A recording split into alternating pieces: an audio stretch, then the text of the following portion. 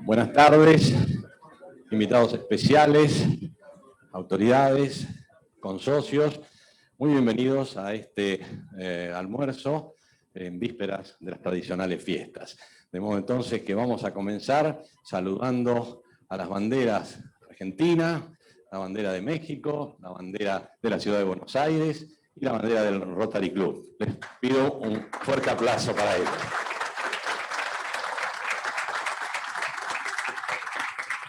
Bueno, pueden tomar asiento si gustan. Bueno, para comenzar, tenemos 3 mensajes grabados que queremos compartir con ustedes. Por favor. En nombre del Rotary Club Asunción, transmito las felicitaciones al hermano Rotary Club de Buenos Aires por el hermanamiento con el Rotary Club de Londres, en este hecho trascendental en la vida del Rotary, y solamente les deseo muchísimas felicitaciones y éxitos en todas las campañas que se impongan de ahora en adelante. Muchísimas gracias.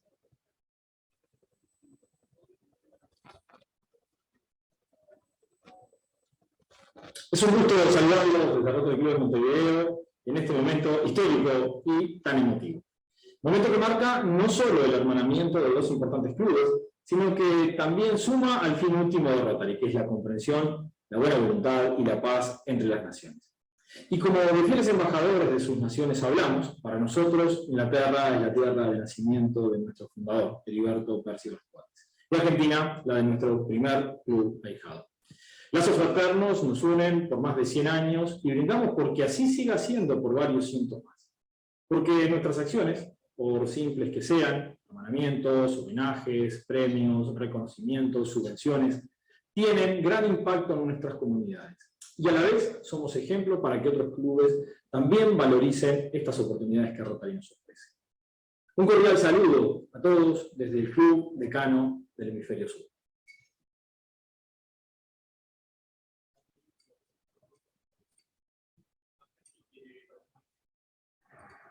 Apreciados amigos, es para mí un privilegio en esta ocasión dirigirme a ustedes, socios del Rotary Club de Buenos Aires, para felicitarlos por la brillante iniciativa junto a Rotary Club de Londres de llevar a cabo un hermanamiento. Esta actitud está escribiendo una vez más una de las brillantes páginas de la historia de nuestra organización en busca de la paz. Ese gran objetivo que nos alberga a todos. Guiados por los nobles ideales de Rotary, ustedes están en consecuencia transitando de un modo excelente por la senda de la Avenida Internacional. Mis felicitaciones. Y con ocasión, además, de el acto que están también celebrando en esta oportunidad, decirles que reivindicar el hermanamiento entre las naciones, reivindicar la concordia entre los hombres, es sin ninguna duda un acto ejemplar. Bueno, le agradecemos a los mensajes que hemos compartido. Realmente es un gran honor tener esta oportunidad, que no es la primera en la que nuestro club y el rotarismo, les recuerdo por ejemplo que en el estatuto figura como objetivo la inteligencia, la buena voluntad y la paz entre las naciones por el compañerismo de sus hombres unidos en el ideal de servicio. Y les decía que esto no es nuevo, permítanme recordarles la activa participación del club allá por los años 30, se estaba desenvolviendo la guerra del Chaco Boreal, primero el envío de víveres, ropa a los huérfanos, a las viudas, a los prisioneros, y todo esto derivó en la firma de un acto en la Casa de Gobierno, a resultas de lo cual obtuvimos el primer premio Nobel, no solamente de Argentina, sino de Latinoamérica, el doctor Carlos Saavedra Lamas. Luego tuvimos también una intensa actividad con los clubes del Uruguay. Aquí tenemos en la mesa cabecera a a nuestro querido socio honorario y exdirector del Rotary International, el doctor Carlos Speroni, que ha tenido un gesto que quiero destacar, que es la donación del acta que se firmó en Montevideo en el 2007, y nos ha traído el original de esta acta. Así que, Carlos, muchísimas gracias.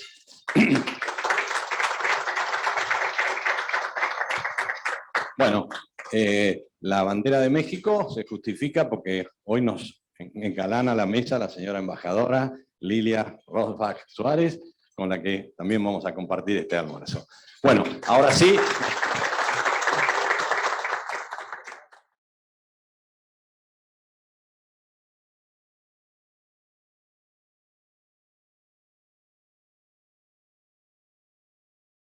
El honor y el valor. Hablando de héroes, el Rotary Club de Buenos Aires reconoce y valora a aquellos integrantes de las Fuerzas Armadas que, cumpliendo con su deber en 1982, acudieron al llamado de la patria como soldados con valor y heroísmo.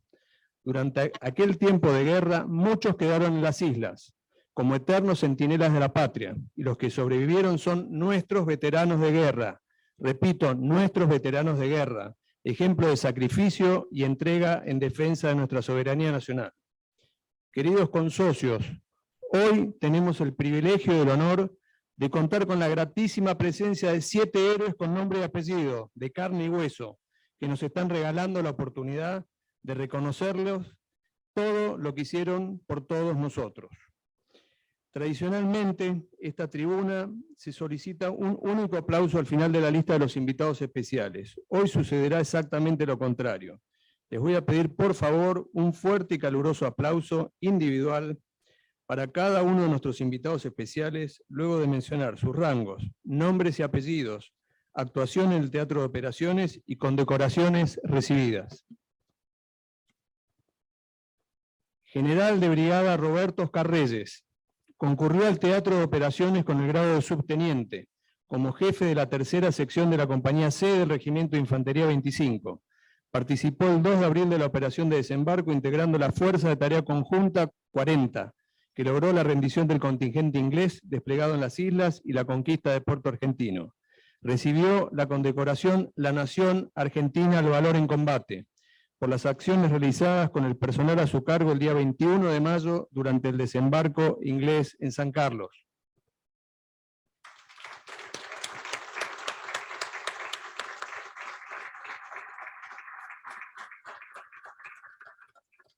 Coronel Alberto Guillermo Nieto concurrió al Teatro de Operaciones con el grado de capitán como oficial de comunicaciones del Regimiento de Infantería 5, desplegado en Puerto Yapeyú.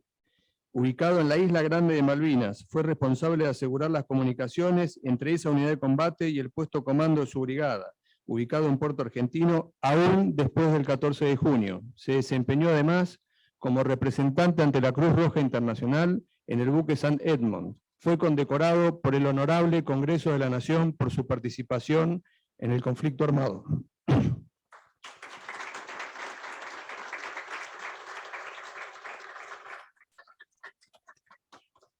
Coronel Ricardo Frecha, siendo integrante de la Compañía de Comando 601, concurrió al Teatro de Operaciones como responsable de la capacitación de los operadores del misil tierra-aire Blowpipe, con el cual se derribaron una importante cantidad de aviones Harrier. Posteriormente fue asignado a la Compañía de Comando 601, donde participó de operaciones de exploración, reconocimiento, búsqueda, rescate, infiltraciones y combates con las Fuerzas Especiales inglesas. Fue condecorado por el Honorable Congreso de la Nación por su participación en el conflicto armado. También recibió la Medalla al Esfuerzo y la Abnegación. Gracias.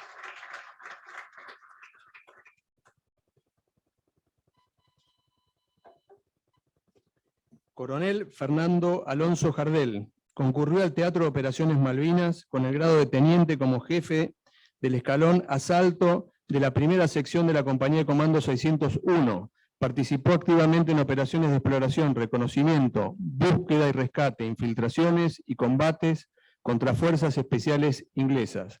Fue condecorado por el Honorable Congreso de la Nación por su participación en el conflicto armado.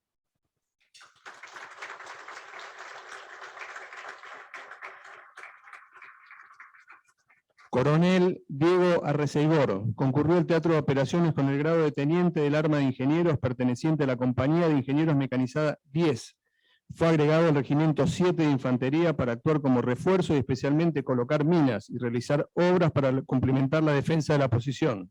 A partir del alto el fuego permaneció como prisionero para realizar trabajos de remoción de minas instaladas en los campos minados. Fue condecorado por el Honorable Congreso de la Nación por su participación en el conflicto armado.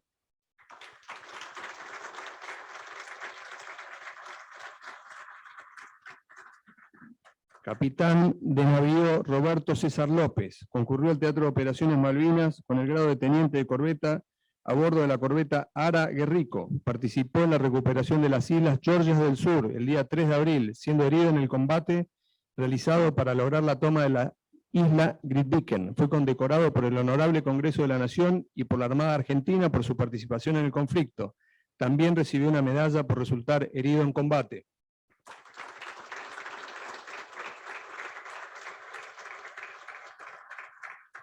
Mayor Mario Enrique Orozco, concurrió al Teatro de Operaciones con el grado de Teniente como jefe de la sección de la Compañía A del Regimiento de Infantería 8 desplegado en Bahía Fox, ubicado en la Isla Grande de Malvinas, siendo responsable de la defensa de las posiciones asignadas a la unidad. Fue condecorado por el Honorable Congreso de la Nación por su participación en el conflicto.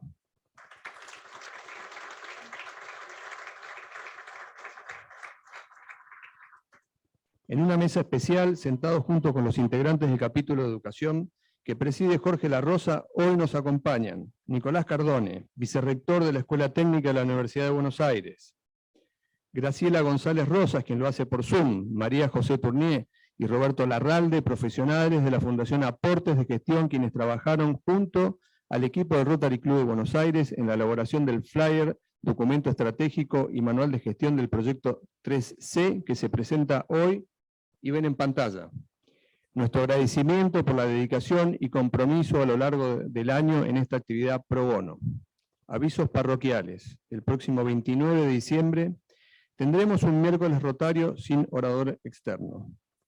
Hoy nos visitan Gustavo Aracha del Rotary Club de Rosario, Fernando Aranovich, invitado por Juan Javier Negri, por Zoom, Carlos Alberto Puig, invitado por Alejandro Marolda, y la orgullosa madre del orador, María Teresa Malbrán. Hola, Tere. A todos ustedes, muchas gracias por acompañarnos y sean muy bienvenidos al Rotary Club de Buenos Aires. Ahora invito, por favor, a este estrado al señor presidente junto con Sergio Crivelli y Fernando Garabato. Muchas gracias. Muchas gracias, Federico.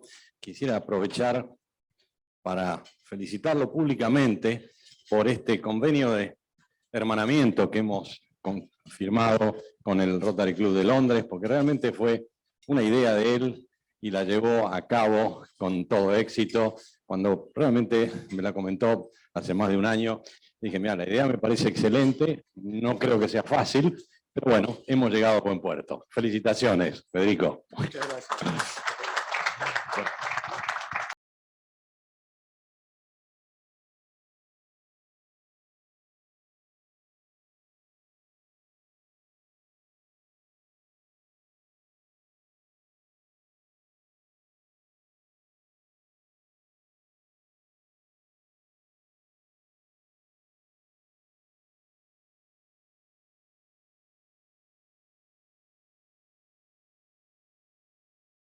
Doctor Fernando Garabato, clasificación asesoramiento en finanzas corporativas.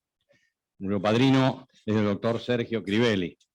Ha sido usted elegido miembro de este club porque sus socios saben que es una persona representativa de su actividad y que sus cualidades morales lo habilitan para ser un buen rotario. Estamos seguros que cumplirá dignamente con sus obligaciones rotarias y que difundirá adecuadamente los principios, objetivos y finalidades de Rotary. Al recibirlo en este ambiente de amistad y propósitos desinteresados, en nombre del Rotary Club de Buenos Aires, me complazco en expresarle nuestra más cordial bienvenida.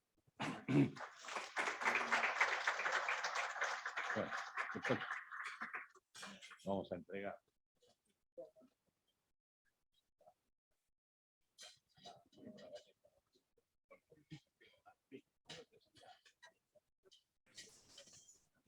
Le vamos a pedir a Sergio que nos haga la presentación de práctica.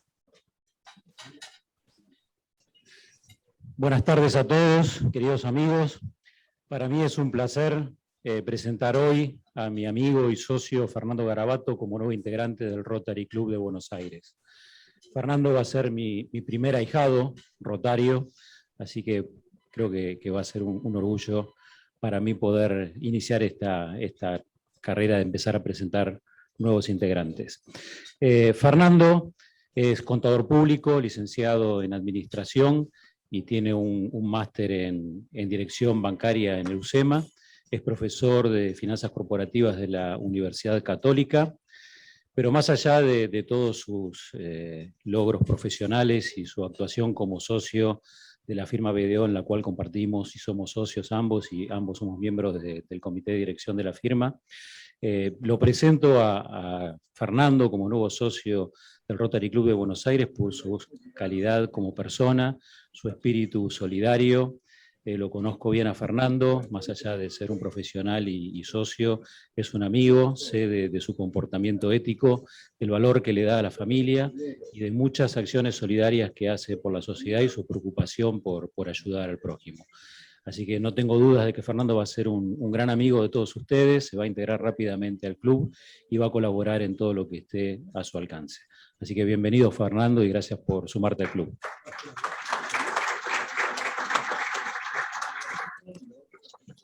Bueno, muchas gracias por recibirme.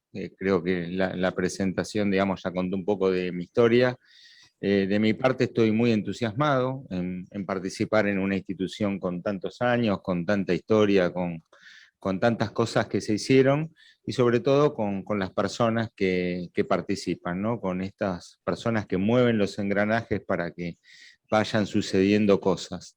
Y creo que es relevante en un momento del país donde las organizaciones y las personas como nosotros tenemos mucho para aportar, mucho a nivel de pensamiento y también para compartir y desde nuestro lugar, que por circunstancias que cada uno fue logrando, está en una situación de privilegio, poder actuar para trabajar y generar un ambiente, una Argentina y un lugar donde estamos todos nosotros que sea un poco mejor. Así que creo que es una responsabilidad, es una obligación desde el lugar en el que estamos, poder interactuar con la mirada que tiene. Y lo mejor para esto es que la buena voluntad de las personas esté canalizada en instituciones que tengan características morales y de trabajo que puedan servir para articularlo. Así que esta es la motivación, digamos, principal, sumado, bueno, al entusiasmo que Sergio me transmitió por haber empezado ya hace un tiempo atrás y por recorrer este camino juntos. Así que muchas gracias por recibirme y estoy a disposición de todos para interactuar en hacer algo un poquitito mejor de lo que nos toca vivir. Bueno, muchas gracias.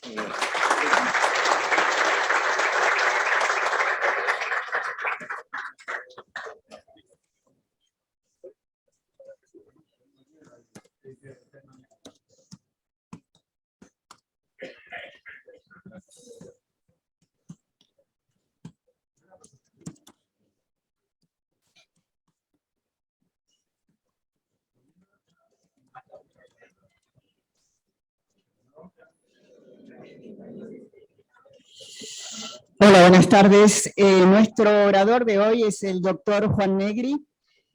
El doctor Negri es doctor en Ciencias Políticas, graduados en la Universidad de Pittsburgh. Su tesis fue La politización de la burocracia, el caso argentino. Ha sido y es profesor invitado en distintas universidades de gran prestigio como la UCA, la Universidad San Martín, la Universidad Latinoamericana de Ciencias Sociales, Austral y SEMA. Es además consultor principal en proyectos de las Naciones Unidas y del Banco Mundial, referidos fundamentalmente a la evaluación de las agencias estatales en Latinoamérica y en especial el caso argentino. Ha sido becario Fulbright y becario de Marie Curie Fellow. Ha escrito libros como Burocracia y Política y actualmente Juan es director de Ciencias Políticas y Gobierno y Estudios Internacionales de la Universidad Torcuato Di Tella. Juan, es un gusto escucharlo.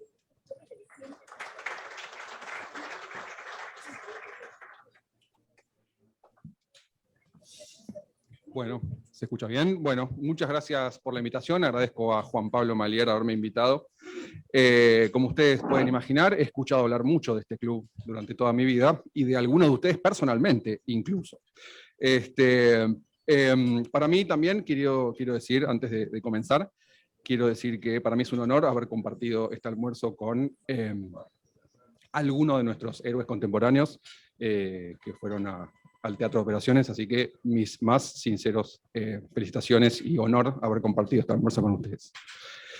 Bueno, en su momento cuando hablábamos con Clara sobre esta charla, se nos ocurrió este título borgiano, El jardín de senderos que se bifurcan, porque originalmente esta conversación estaba planteada para antes de las elecciones, pero de todos modos creo que podemos rescatar esta referencia borgiana, porque efectivamente, y esto va a ser un poco el eje de lo que voy a conversar con ustedes en el día de hoy, me parece que nuestro país se encuentra efectivamente en una coyuntura muy difícil, donde efectivamente los senderos se bifurcan. Estamos en un periodo, digamos, luego de las elecciones, del cual me gustaría un poco analizar qué es lo que las elecciones han dejado, para después sí plantear algunas cuestiones que creo que son estructurales a nuestro país y que en algún momento deben ser atendidas. Efectivamente, decía recién, hemos tenido unas elecciones de medio término. Como suele ocurrir en un sistema presidencial, las elecciones pueden funcionar como voto castigo al Ejecutivo, y eso es lo que ocurrió en este caso. El resultado de la elección no es demasiado sorprendente. El voto económico, una de las cosas que la ciencia política ha demostrado es que la situación económica es el principal factor explicativo del resultado electoral, y en este sentido, la situación económica de la Argentina sabemos que es bastante complicada. Asimismo, de manera formal, digamos, lo que se ha renovado, es decir, el efecto institucional inmediato de las elecciones en Argentina ha sido la renovación parcial por mitades de la Cámara de Diputados y un tercio de la Cámara de Senadores. En ese sentido, nuestro país es bastante peculiar, es el único país del mundo en que renueva su poder legislativo segmentadamente, lo cual genera algunos problemas de gobernabilidad, en el sentido de que en cualquier momento que uno mira al Congreso, lo que está viendo es la representación actual, pero también atrasada, ¿no? Es una representación de 4 años atrás también. Pero yendo a lo más importante, lo que yo quería conversar con ustedes tiene que ver con qué dejan estas elecciones de cara al futuro de nuestro país. Creo que estas elecciones han derribado algunos mitos fundacionales de la política argentina, algunos axiomas que regulaban la política argentina desde por lo menos el retorno de la democracia en 1983. El primero es que el Partido Justicialista unificado era muy difícil de derrotar. Es decir, salvo la elección de 1983, toda vez que el peronismo había sido derrotado en elecciones, eso había incluido una fractura al interior del peronismo. En este caso, el peronismo unificado, la facción de Randazzo es realmente bastante marginal. El peronismo unificado sufrió una derrota muy clara, muy clara, por el hecho de que nuestro sistema electoral es bastante peculiar también, una cosa única en el mundo, una primaria obligatoria 2 meses antes. El efecto sorpresa ya había sido asimilado por el Congreso, por los actores políticos, con lo cual el resultado de noviembre no terminó siendo tan sorpresivo como ese resultado mismo ameritaría, porque básicamente el oficialismo es derrotado muy claramente. Así que en primer lugar, esto es interesante, pensar que efectivamente hoy en día el peronismo es menos invencible de lo que los analistas políticos solíamos creer. En segundo lugar, otro elemento clave de la política argentina que creo yo que entra en discusión en esta elección tiene que ver con la geografía electoral argentina. Históricamente el peronismo es mayoritario en provincias sobrerepresentadas en el Senado de la Nación, lo cual le daba al Partido Justicialista una ventaja institucional muy importante, porque sabemos, el Senado tiende a sobrerepresentar las provincias más pequeñas, esto pasa en todos los sistemas federales del mundo que utilizan una representación igual para todas las provincias independientemente del territorio, como el caso de Brasil, o el caso de México, o el caso de los Estados Unidos. En este contexto, ese sesgo mayoritario que se le da a algunas provincias era aprovechado por el justicialismo, donde, insisto, era favorito. Lo que estamos viendo hace ya un par de ciclos electorales es que la oposición no peronista puede ganar en esas provincias. Y esto, insisto, puede ser el comienzo de una redefinición del federalismo electoral argentino. E insisto, el polo no peronista siendo competitivo en provincias en las que históricamente no lo eran. Y esto generaría una distribución de poder distinta a la que estamos acostumbrados. A su vez, las elecciones, si bien formalmente solamente determinaron la mitad del Parlamento de la Cámara Baja y un tercio de la Cámara Alta, tuvo efectos y está teniendo efectos muy importantes al interior de los dos frentes electorales que hace ya 2 o 3 ciclos electorales dominan la política argentina, y esto yo creo que también va a continuar. Es decir, estamos frente a también una nueva dinámica política argentina en la que tenemos 2 grandes polos que compiten, que nos lleva a una definición histórica de un sociólogo político argentino, Juan Carlos Portantiero, que hablaba del empate hegemónico, ¿no? El problema de Argentina como 2 coaliciones que se bloquean mutuamente. Las elecciones han generado un efecto al interior de estas 2 coaliciones.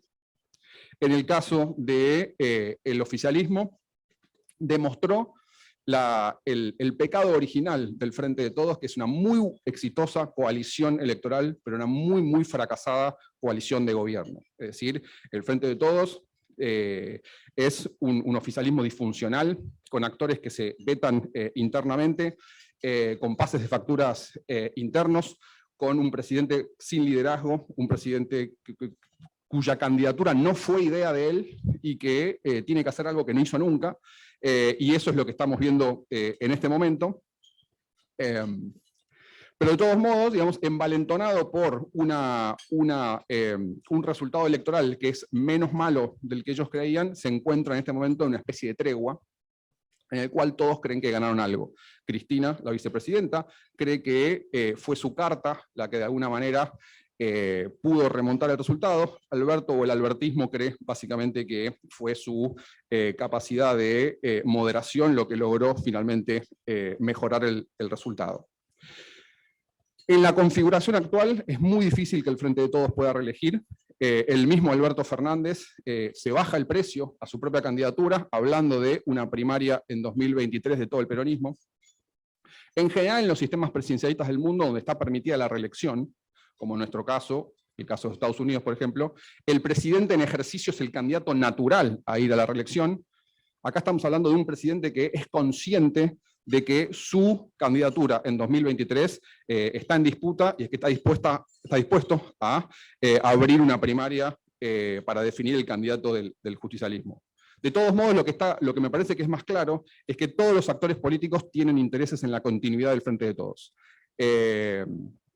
El acto de la conmemoración de los derechos humanos lo que mostró es que, con todas sus diferencias, Cristina todavía necesita de la unidad del Frente de Todos, sobre todo porque su frente judicial todavía no está del todo despejado. En el caso de la oposición, acá hay un elemento más tradicional de la política argentina, que es el hecho de que los 2 grandes partidos argentinos se organizan desde la Casa Rosada. El federalismo argentino hace que los partidos políticos sean confederaciones de partidos provinciales, y típicamente entonces desde la Casa Rosada se organizan esos partidos. Cuando tanto el peronismo, y en este caso Juntos por el Cambio, están en la oposición, suele haber como un liderazgo más descentralizado. Con esto lo que quiero decir es que lo que estamos viendo en la oposición es más típico de la política argentina, pero en todo caso lo que muestra también es la incapacidad de la oposición de aprovechar el triunfo electoral para proponer un plan hacia 2023 que intente atacar los severos problemas que tiene la Argentina. En este sentido, uno de los elementos clave de la política argentina es la falta de audacia de su clase política. La clase política argentina no está a la altura de los enormes desafíos que tiene la Argentina en este momento. No hay ideas, digamos, ni tanto en el oficialismo, y esto queda muy evidente, esto es muy evidente en el oficialismo, donde no hay un discurso unificado sobre lo que debería ser el futuro de nuestro país, pero tampoco lo hay en la oposición, por lo menos en este momento, donde hay una competencia de nuevos contra viejos, la élite tradicional de algún partido versus el otro, etc. Lo cual nos lleva a que efectivamente Argentina se encuentra en el jardín de senderos que se bifurcan.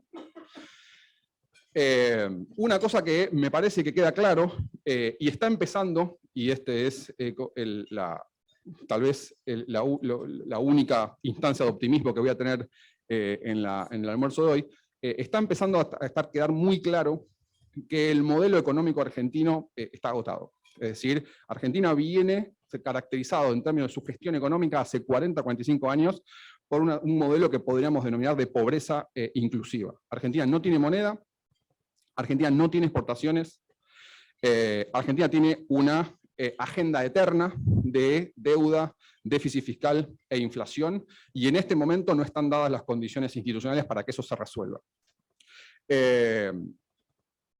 Argentina tiene, insisto, digamos, como herencia tal vez de su clase media vibrante, es decir, Argentina fue un país bastante peculiar en la historia latinoamericana, tiene una tendencia a la redistribución de recursos que son cada vez más escasos, por eso hablo de la pobreza inclusiva. Argentina necesita, para decirlo muy brutalmente, un shock de capitalismo, es decir, la creencia de sus actores políticos, pero también de su ciudadanía, de que es necesario empezar a pensar en el desarrollo económico argentino, y necesitamos partidos políticos que se aferren a esas ideas. En ese sentido, veo una cuota de optimismo. ¿En qué sentido? Creo que los resultados de la elección de noviembre han mostrado que el kirchnerismo, que es, en mi opinión personal, el segmento más anticapitalista, más revisionista de la política argentina, tiene cada vez menos capacidad de negociación.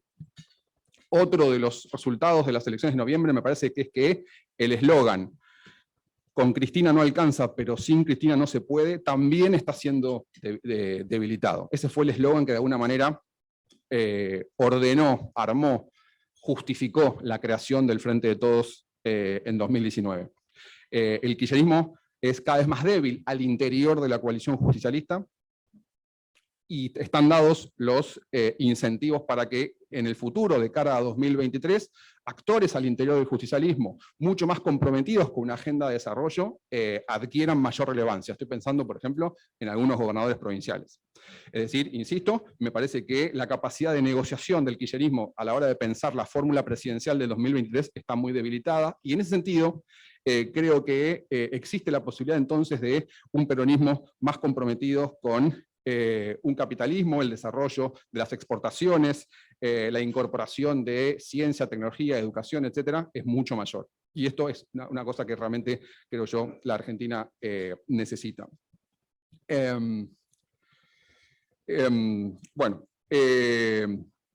sin embargo, y esta es la parte negativa, esos incentivos no están dados en los 2 años que quedan del gobierno. En este momento, el gobierno tiene un problema de credibilidad, es decir, la falta de liderazgo al interior del Frente de Todos ha generado una percepción de parte de los actores políticos y sociales de que es imposible encontrar un discurso unificado al interior del gobierno, y cualquier tipo de reforma por parte del gobierno de Fernández que parezca como una reforma temporal llevada por las circunstancias no va a ser creído por el resto de los actores.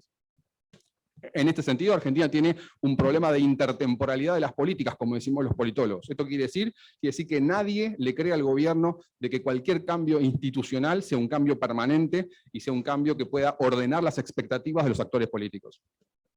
Por lo tanto, ¿qué nos queda de acá al 2023? Yo veo un progresivo deterioro de todas las variables económicas, políticas y sociales de aquí a los próximos 2 años. Es decir, el acuerdo del fondo es la diferencia entre crisis y mediocridad. Si no hay acuerdo con el fondo, pues, obviamente hay un default, Argentina queda aislada del mundo, posiblemente se amplíe la brecha, fuga de depósitos, mayor inflación, pero el programa del fondo también es un programa que nos llevará a una situación de mediocridad. Es decir, la Argentina quiere un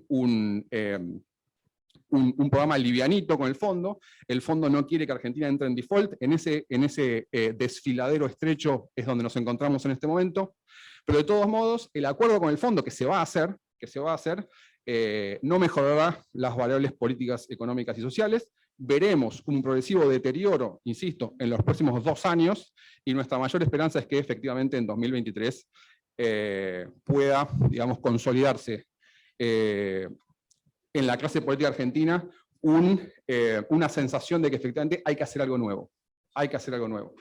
Incluso el modelo asistencialista argentino post-2001, es decir, lo que estamos viendo ahora, la existencia de planes sociales es resultado directo de la política del 2001, incluso está entrando en crisis. Así que cierro con esta idea clara, porque ya veo que se ha cumplido el tiempo. La Argentina se encuentra frente a una encrucijada, el progresivo deterioro, la pobreza inclusiva, que continuará seguramente estos 2 años, pero a futuro depende de que haya un cambio en la clase política argentina, un cambio que lleve a mayor audacidad y la necesidad de que efectivamente es necesario hacer algo. Creo que en el corto plazo no están dadas las condiciones para eso, pero podemos ser optimistas de que al interior de la clase política está empezando a haber percepciones de que es necesario un cambio de rumbo. Muchas gracias. Juan Negri, muchísimas gracias. La primera pregunta es en relación a lo que usted ha señalado, que la Argentina necesita un shock de capitalismo. ¿Quiénes deberían liderar ese shock? Es decir, en la Argentina del siglo XIX hubo gente que pensó en un shock de la educación pública, de creación de un país distinto. Es decir, ¿quiénes serían hoy los protagonistas de ese posible shock capitalista? Necesitamos que la clase política sea la que lidere ese shock capitalista. Argentina hace tiempo que viene dominado por una coalición antiexportadora, y parte de esa coalición antiexportadora tiene su explicación en el federalismo argentino, insisto, en la sobrerepresentación de sectores menos productivos al interior del Congreso Nacional. Tenemos muy poca capacidad, esto yo lo mencioné, es decir, Argentina exporta muy poco, y esto en parte tiene que ver con la insistencia de ciertos sectores de la clase política por la idea de protección a sectores industriales y a sectores favorecidos de algunas provincias. Esto tiene que venir de la clase política. Es muy difícil que este cambio ocurra solamente por una percepción social. Es la clase política la que tiene que encontrar un plan de desarrollo y llevarlo adelante, y que pueda convencer a la sociedad de que este es el camino. En un contexto de crisis económica como el que estamos viviendo, hace 10 años que Argentina está estancada o deteriorándose, en un contexto de crisis la estrategia dominante de los actores es aferrarse a sus rentas, aferrarse a lo que ya tenés, a las jubilaciones especiales, a la prebenda estatal, a la protección industrial, etc. En ese contexto, en un contexto donde todos van perdiendo progresivamente, donde cada vez somos más pobres, y eso es lo que está pasando en Argentina, cada vez somos más pobres, tu única estrategia dominante es, bueno, yo no sé qué va a hacer el resto, yo me aferro a lo poco que me queda.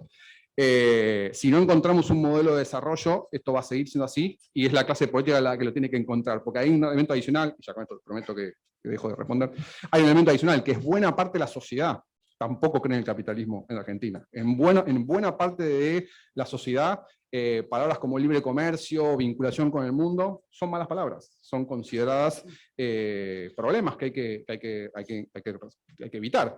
Esto en el peronismo es mucho más predominante que en la oposición. En mi visión, solamente una estrategia de desarrollo exportadora que aproveche los recursos naturales que tiene Argentina, que sea capaz de generar crecimiento, puede convencer, entre comillas, a la sociedad de que este es el camino.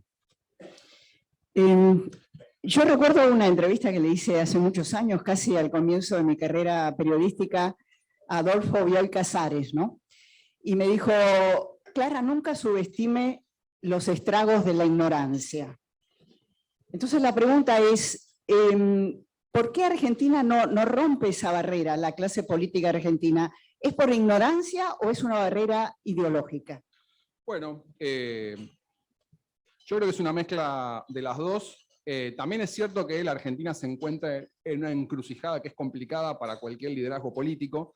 Yo tengo una teoría, que es que el desarrollo económico es mucho menos producto de decisiones internas de algunos países que de fenómenos exógenos. Es decir, si uno estudia, por ejemplo, historia económica internacional y ve el surgimiento del capitalismo, lo que llevó a algunos países a ser desarrollados, lo que uno ve es que en ningún momento en Gran Bretaña, en el siglo XV o XVI o XVII, un grupo de líderes políticos dijo, creamos el capitalismo. Es decir, en ningún momento hubo sectores políticos al interior de Gran Bretaña o de los Países Bajos que dijeron, bueno, ahora hagamos una cosa, seamos capitalistas y prosperemos. El capitalismo surgió endógenamente, es decir, microdecisiones sociales llevaron a esa situación.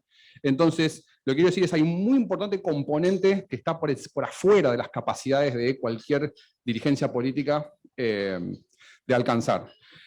En ese sentido, Argentina se encuentra en lo que los sociólogos políticos llaman la trampa de los ingresos medios. Es decir, si nosotros miramos los países que son desarrollados hoy en día, ¿no? Estados Unidos, el cuadrante noroccidental del mundo, Europa Occidental, etc., fuera de esos países, hay muchos países que alcanzaron una situación como de clase media, pero que nunca terminan de dar el salto.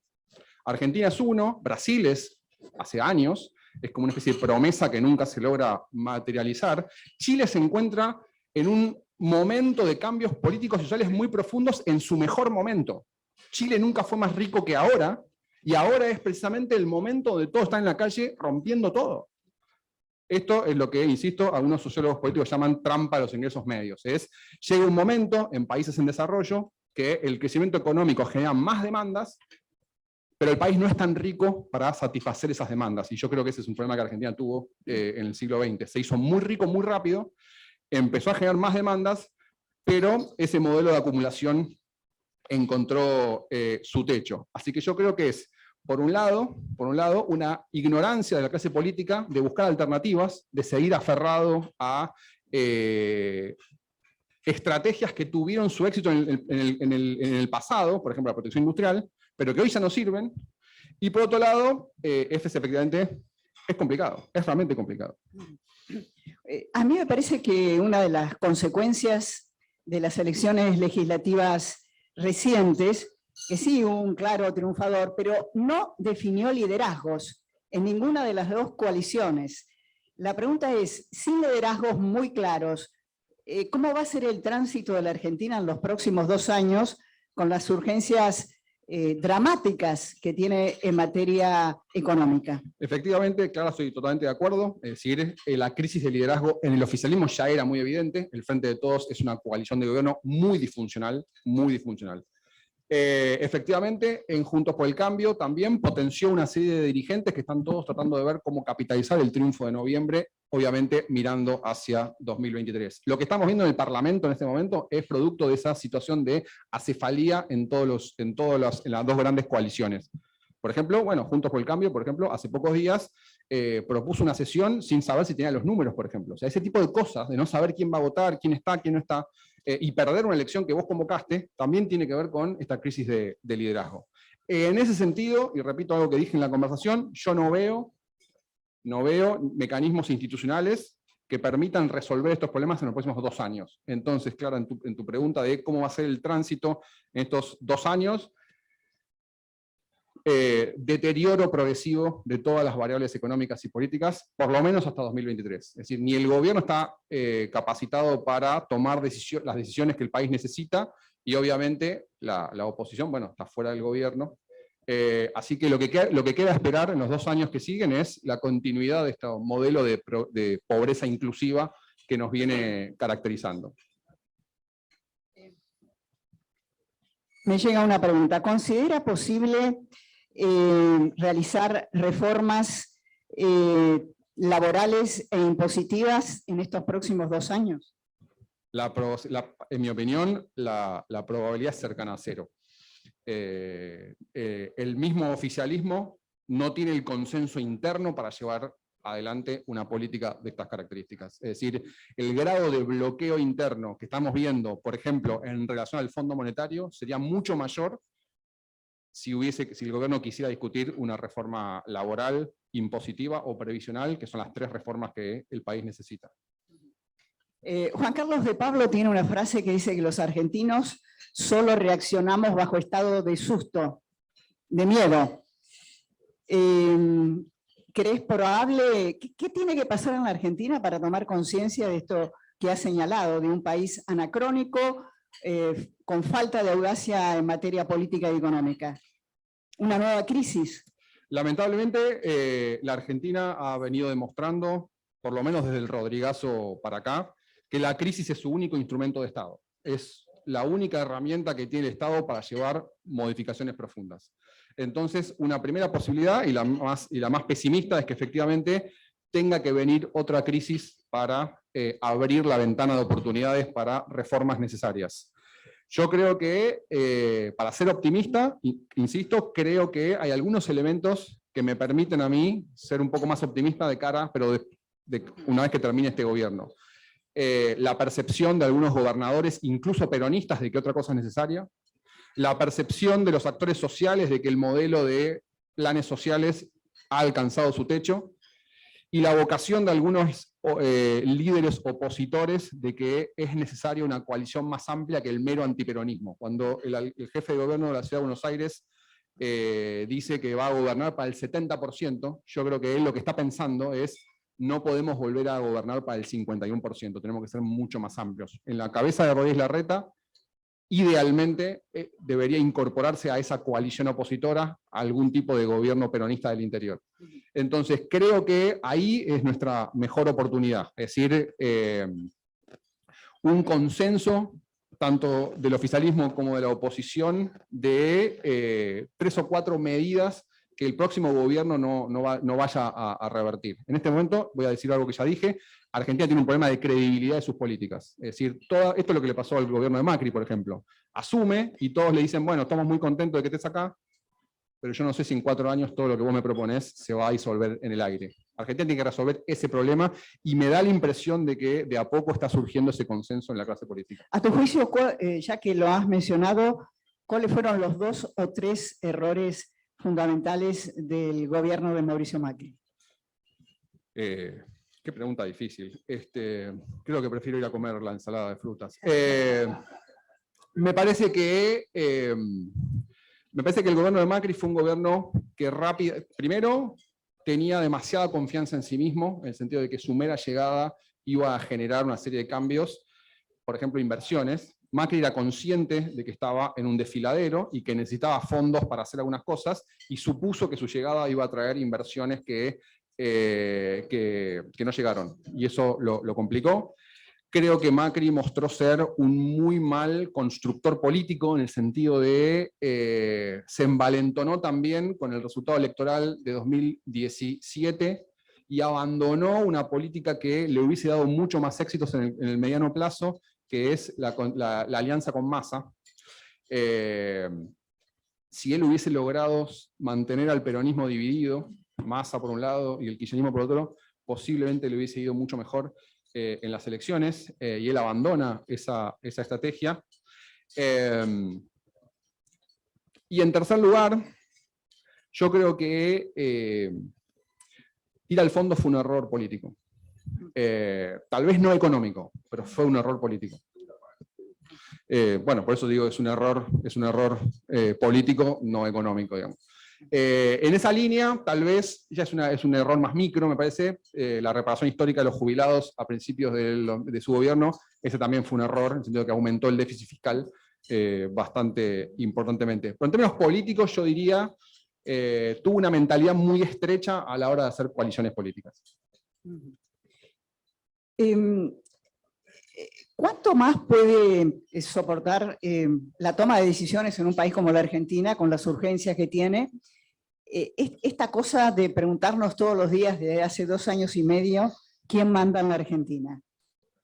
¿Cuánto tiempo podemos tolerar eso?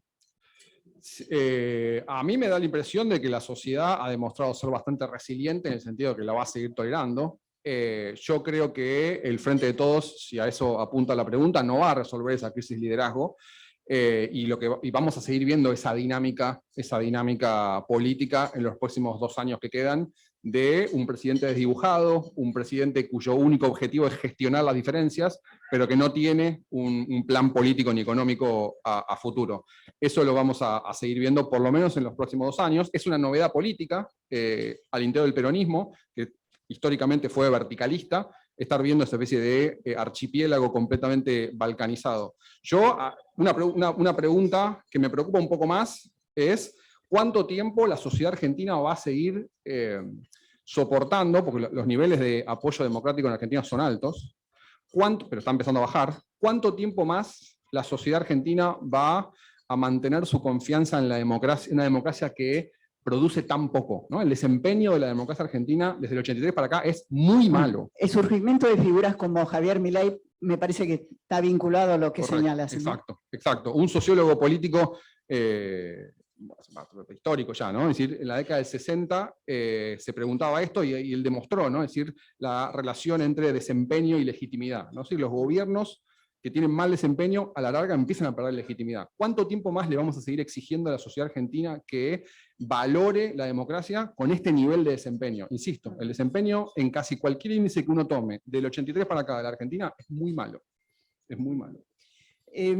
Sé que sos especialista en temas internacionales y teniendo en cuenta los resultados de lo que sucedió en Chile, quisiera una reflexión suya sobre el triunfo de Boric. Y también una segunda pregunta que va incluida. ¿Cuál es su evaluación de la política exterior argentina? Bueno, fáciles las preguntas. En el caso del caso de la República de Chile, vuelvo a decir algo que me parece a mí muy interesante, ¿no? Chile nunca estuvo mejor en casi cualquier índice que uno tome, incluso en el tan denostado índice de desigualdad. Chile mejoró mucho, es verdad que empezaba de más abajo que Argentina, por ejemplo, y en ese momento, en su momento de mayor prosperidad, es cuando explotan las demandas de mayores servicios públicos de calidad. Y esto, insisto, es muy elocuente de esto que los sociólogos llaman trampa a los ingresos medios, ¿no? Es decir, las primeras medidas, el alivio de la pobreza es fácil, pero después las sociedades empiezan a reclamar bienes públicos que son muy costosos, educación universitaria de calidad y barata, salud universal, etc. En ese sentido, yo lo que diría sobre Boric es, yo no tendría miedo de cierto radicalismo. Me parece que si uno lee las propuestas de Boric, la mayor parte son muy impracticables, pero no radicales. Es decir, si uno dice, bueno, él habla en la propuesta, habla de reactivar el servicio ferroviario, de un sistema de salud universal como el británico, etc. Eso, en el mejor de los casos, es impracticable, pero no son medidas radicales, ¿no? Porque esto se viene hablando mucho en relación a la presencia del Partido Comunista en la coalición. A su vez, tampoco es la primera vez que el Partido Comunista está en la coalición de gobierno. Esto también ocurrió durante el gobierno de Bachelet y no vimos nada parecido a la toma de los cuarteles de invierno, ni nada por el estilo.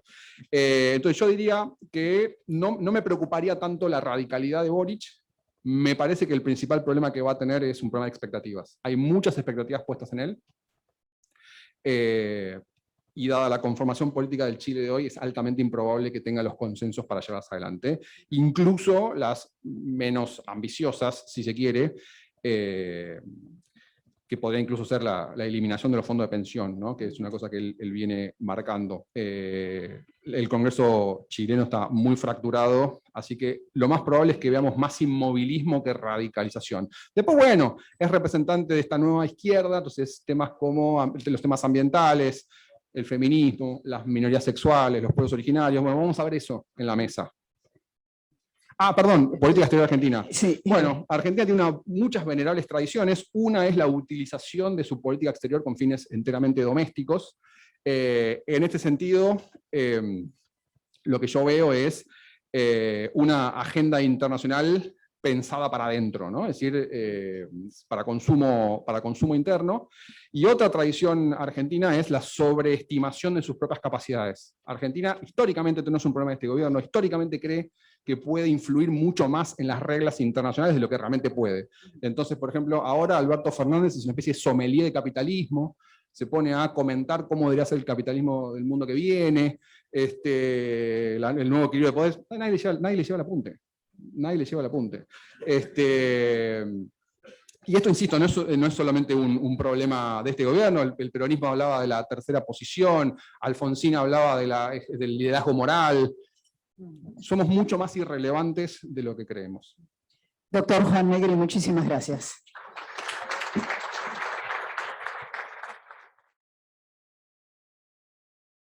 Pocos minutos que nos quedan de nuestro almuerzo, invitándolos a levantar nuestras copas en vísperas de realmente estas fiestas tradicionales, haciendo votos por la felicidad, la prosperidad de todos ustedes, agradeciendo muy sinceramente la presencia de todos los oficiales de las Fuerzas Armadas que nos han acompañado en el día de hoy, y en general que tengan todos muy felices fiestas.